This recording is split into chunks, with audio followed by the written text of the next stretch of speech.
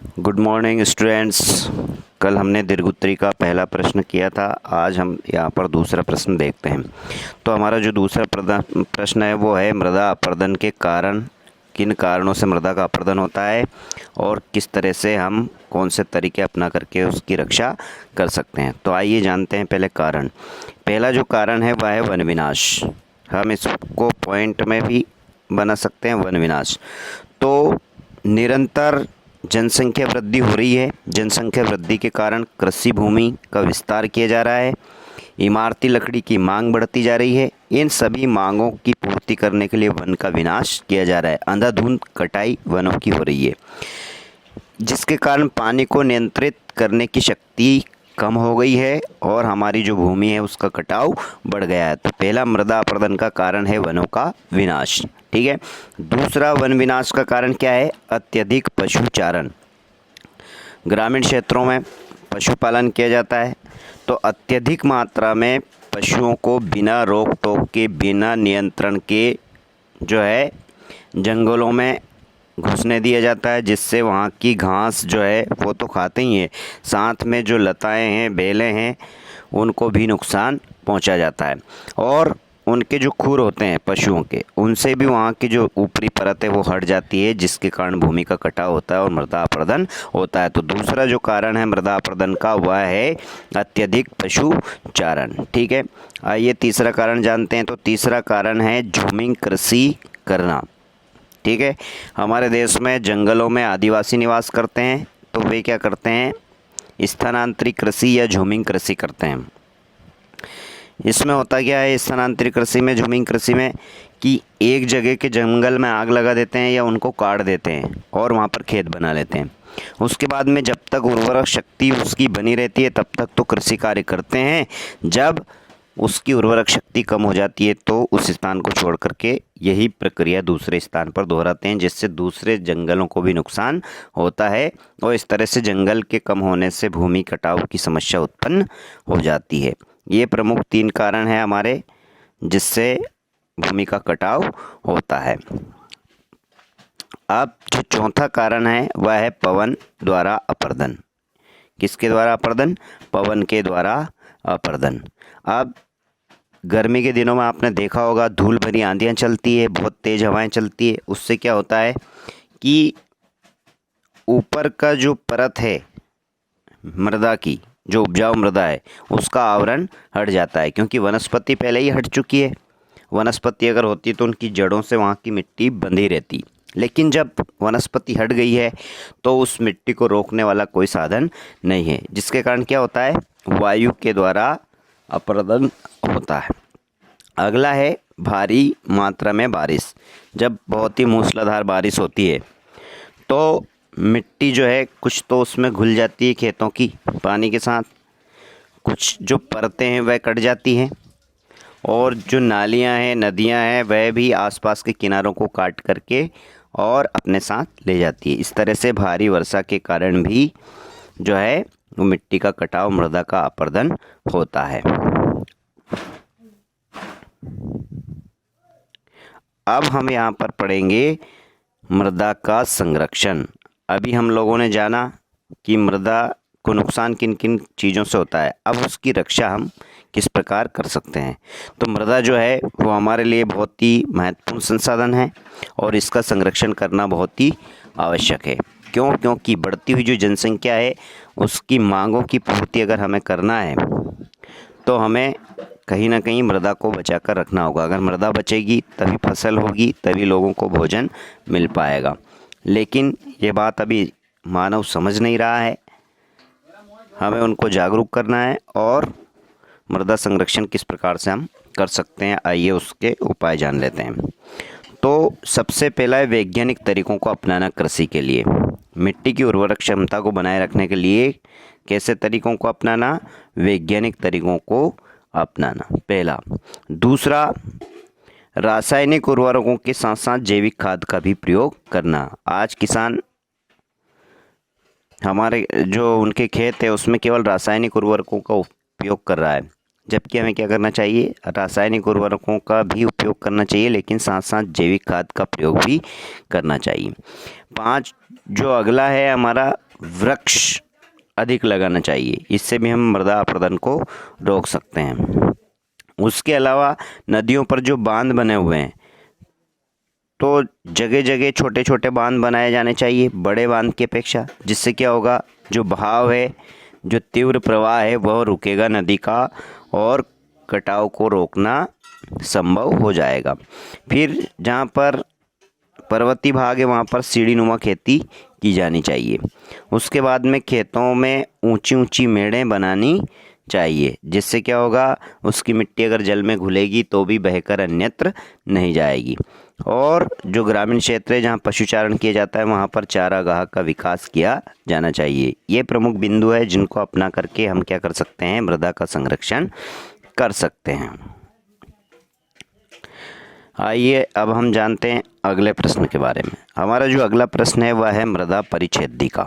क्या है?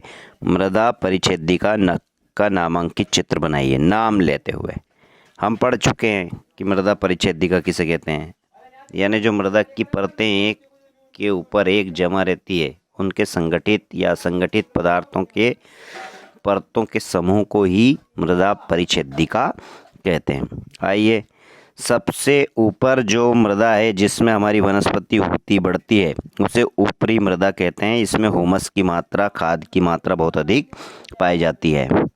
यही सबसे ज़्यादा उपजाऊ भी होती है, जो यहाँ से ऊपर आपको दिखाई दे रही है। इसे संस्तर स्थिति भी कहा जाता है। ठीक है। अब दूसरी है उपमृदा। एक मृदा, दूसरी उपमृदा। उपमृदा में क्या क्या पाया जाता है? इसमें बालू, रेत, गाद, चिकनी मिट्टी, ये सब पाए जाते हैं। ये दूसरा भाग है। ठीक है। अब जो तीसरा भाग है इसका आधा स्तर या मध्य, जिसमें अपक्षित शैलें हैं। आपको छोटे छोटे कंकड़ पत्थर ऐसे दिखाई दे रहे होंगे, टूटे फूटे। अपक्षित यानी टूटे हुए। तो टूटे हुए शैल के जो कंकड़ टूट जाते हैं वो तीसरी परत में पाए जाते हैं।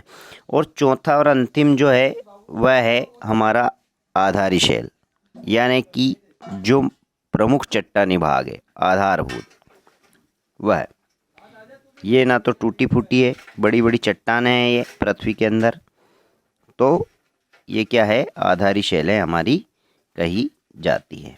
ठीक है। इस तरह का पत्थर वो पाया जाता है। ये हो गया हमारा मृदा परिच्छेदिका का नामांकित चित्र। एक बार और जल्दी से हम जान लेते हैं। सबसे पहले ऊपरी मृदा जो सबसे ज़्यादा उपजाऊ होती है, उपमृदा जिसमें बालू, गाद, चिकनी मिट्टी पाई जाती है, तीसरा आधा स्तर जिसमें अपक्षित टूटे हुए कंकड़ पत्थर होते हैं, और चौथी परत होती है मुख्य भाग जिसमें ठोस पत्थर पाया जाता है। ठीक है।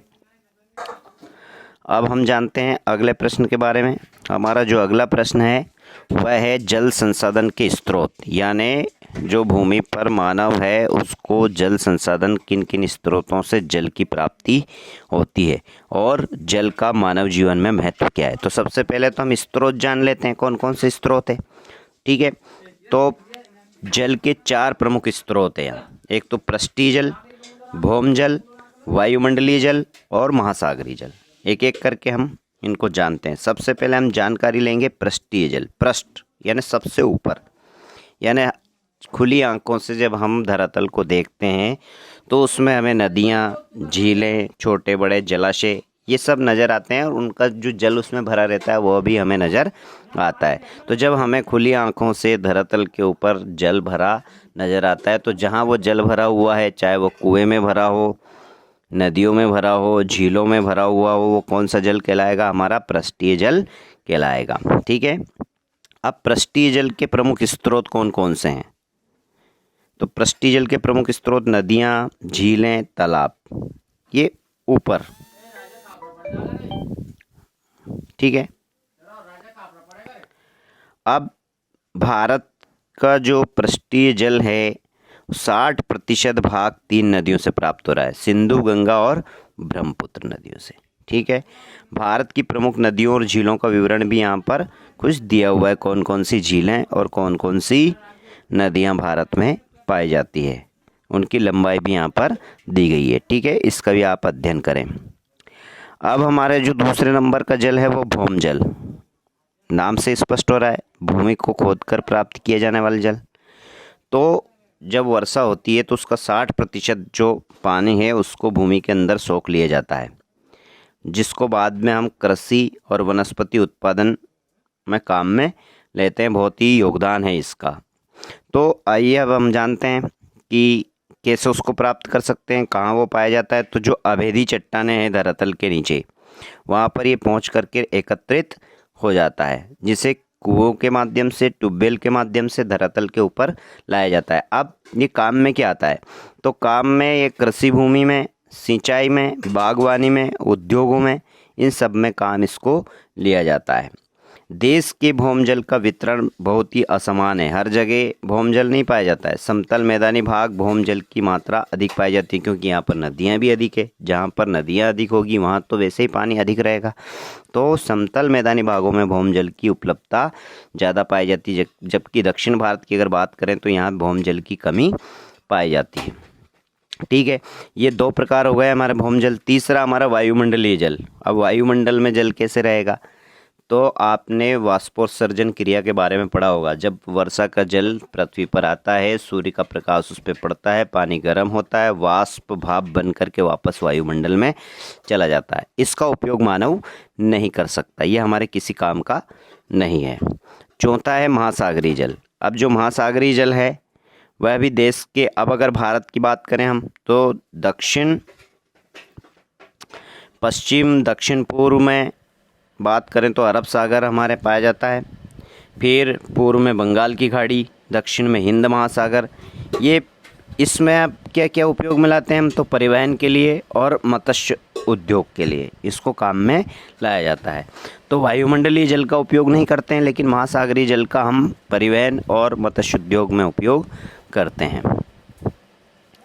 अब सबसे ज़रूरी बात क्या? जल संसाधन का महत्व भी इसमें पूछा। हमने अभी स्रोत पढ़े, कौन कौन से स्रोतों से प्राप्त होता है।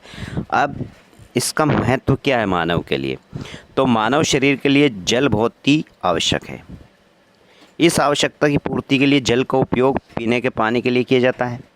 जीवन जीने के लिए भोजन की आवश्यकता अनिवार्यता है। भोजन की प्राप्ति कृषि से होती है और वनस्पति से होती है, लेकिन कृषि के और वनस्पति के लिए भी हमें जल की आवश्यकता लगती है। बिना जल के न तो वनस्पति उगाई जा सकती है, न कृषि कार्य किया जाता है। फिर दूसरी बात, आजकल विद्युत शक्ति का उत्पादन भी बिना जल के संभव नहीं है। जल विद्युत का उत्पादन किया जा रहा है, जो कि बहुत ही सस्ता और बहुत महत्वपूर्ण संसाधन है। तो दूसरा उपयोग विद्युत शक्ति के रूप में, तीसरा परिवहन के रूप में हम कर रहे हैं, चौथा उद्योगों की आवश्यकताओं की पूर्ति जल से होती है हमारी। इस तरह से अगर देखा जाए विभिन्न प्रकार से, तो जल का महत्व मानव जीवन में बहुत ही अधिक है। इस प्रकार से जल का महत्व जीवन के प्रत्येक क्षेत्र में, विकास के प्रत्येक आयामों में है। अतः जल ही जीवन है और जल के बिना जीवन संभव नहीं है। और सबसे बड़ी बात, ये प्राकृतिक संसाधन है। मानव को इसकी ज़्यादा से ज़्यादा रक्षा करना चाहिए, क्योंकि मानव द्वारा निर्मित नहीं है, ये प्रकृति ने हमें निःशुल्क उपहार स्वरूप भेंट में दिया है। अगला हम प्रश्न पढ़ेंगे जल संरक्षण। अभी हमने जल के स्रोत सब पढ़ लिए, उसका महत्व भी पढ़ा। अब जब महत्व इतना बड़ा है तो जल संरक्षण क्यों आवश्यक है? भाई नुकसान पहुंच रहा होगा तभी रक्षा करने की बात हुई। तो नुकसान तो बहुत सारी चीज़ों से उसमें पहुंच रहा है, लेकिन हम क्यों करना चाहिए उसकी रक्षा? तो जल संरक्षण क्यों आवश्यक है, इस पर हम बात करेंगे। जल संसाधन संबंधी अनेक प्रकार की समस्याएं जिनका संबंध संसाधन की उपलब्धता से, उपयोग, गुणवत्ता तथा प्रबंधन से। स्वतंत्रता के समय सिंचाई व उद्योग के लिए जल पर्याप्त रूप से उपलब्ध था, परंतु अब जनसंख्या वृद्धि के कारण हर क्षेत्र में कमी हो रही है। गर्मियों में जल संसाधन का अभाव प्रायः संपूर्ण दक्षिण भारत में होता है, जबकि वर्षा ऋतु में जल की कमी नहीं पाई जाती। जिन प्रदेशों में नलकूपों से सिंचाई होती है वहाँ विद्युत प्रदाय की स्थिति पर जल संसाधन का उपलब्धता निर्भर है। इन कारणों से जल संसाधनों का विवेकपूर्ण उपयोग, संरक्षण और प्रबंधन आवश्यक हो गया। अब भाई बात आई समझ में कि जहाँ वर्षा ज़्यादा होती है वहाँ तो ठीक है, और जब हमारा देश स्वतंत्र हुआ तब इतनी आवश्यकता नहीं थी हमें इसकी रक्षा करने की, क्योंकि बहुत जल था। लेकिन जैसे जैसे जनसंख्या बढ़ती गई, आवश्यकताओं की पूर्ति करने के लिए जल का उपयोग बहुत अधिक मात्रा में किया जाने लगा। उद्योगों की स्थापना हो गई, सिंचाई की आवश्यकता की पूर्ति करनी पड़ रही है। तो वर्षा ऋतु में तो कमी नहीं पाई जाती हमारे देश में, लेकिन जो समतली भाग है वहाँ पर तो कुओं में 12 महीने पानी रहता है, लेकिन जो दक्षिण भारत है वहाँ पर जल का संकट उत्पन्न हो जाता है। और जहाँ पर कुएं से सिंचाई की जाती है वहाँ भी अगर जल विद्युत उपलब्ध ना कराई जाए, अब जल विद्युत बनती कैसे? जल से बनती है। जब जल की रक्षा करेंगे तो जल विद्युत बनेगी, जल विद्युत बनेगी तो कुओं द्वारा सिंचाई होगी, सिंचाई होगी तो भोजन की प्राप्ति होगी। इन्हीं सब कारणों से हमें जल की रक्षा करना चाहिए। ठीक है। अब इसके उपाय कि जल संरक्षण के कौन कौन से उपाय हैं, इसके लिए लघु उत्तरी का जो चौथा प्रश्न पिछले वीडियो में मैंने आप लोगों को करवाया वही इसका आंसर रहेगा। ठीक है। अगले वीडियो में वापस 3-4 क्वेश्चन में डालने वाला हूँ, आप इसको ध्यान से देखें और कुछ समझ में नहीं आए तो कमेंट में ज़रूर बताएं क्या सुधार किया जाना चाहिए और जिससे आपको आसानी से समझ में आए। धन्यवाद।